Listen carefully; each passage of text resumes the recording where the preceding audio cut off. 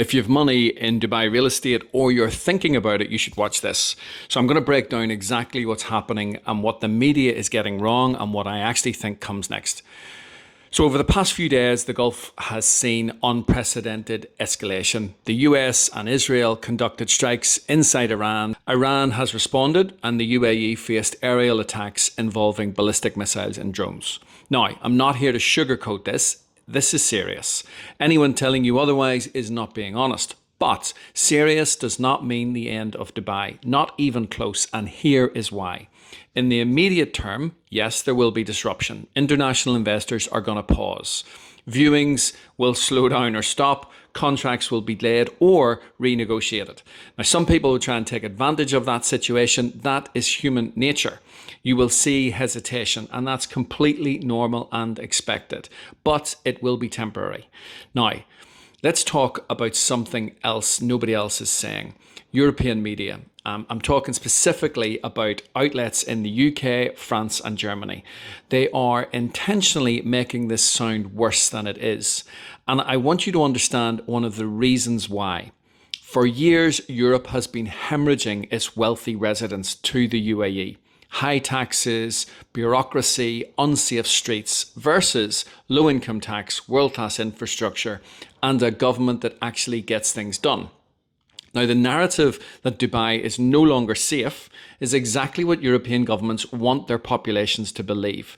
It keeps their wealthy citizens at home. So when you're consuming news about this situation, ask yourself who benefits from the story being told the way it's being told. Now, once airspace restrictions lift and the alerts stop, UAE resident confidence will bounce back fast, and I will bet on that.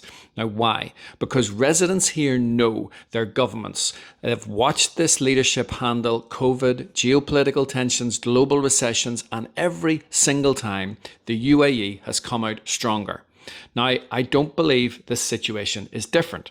If anything, the world has just got a live demonstration of the UAE crisis management at the highest level. Now, world-class defence, calm, coordinated government communication and infrastructure that is held up. So does that damage Dubai's reputation or does it actually strengthen it? Now, some overseas investors may take a little longer to come back into the market, and the Western media will play on this, and perception takes time to shift.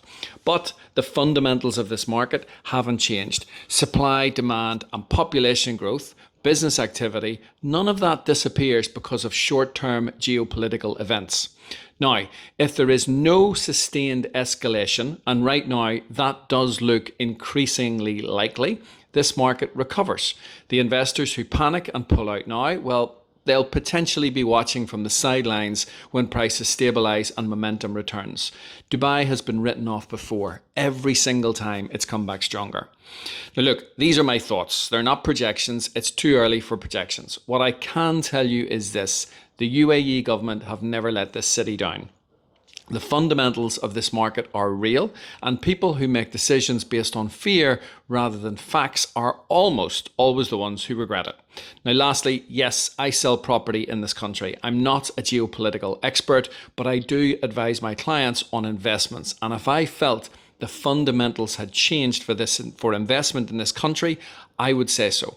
And no, the UAE government doesn't pay me to say this, despite what a lot of you will say in the comments. My take is let's be honest about the situation, but realistic about the future of Dubai and the UAE.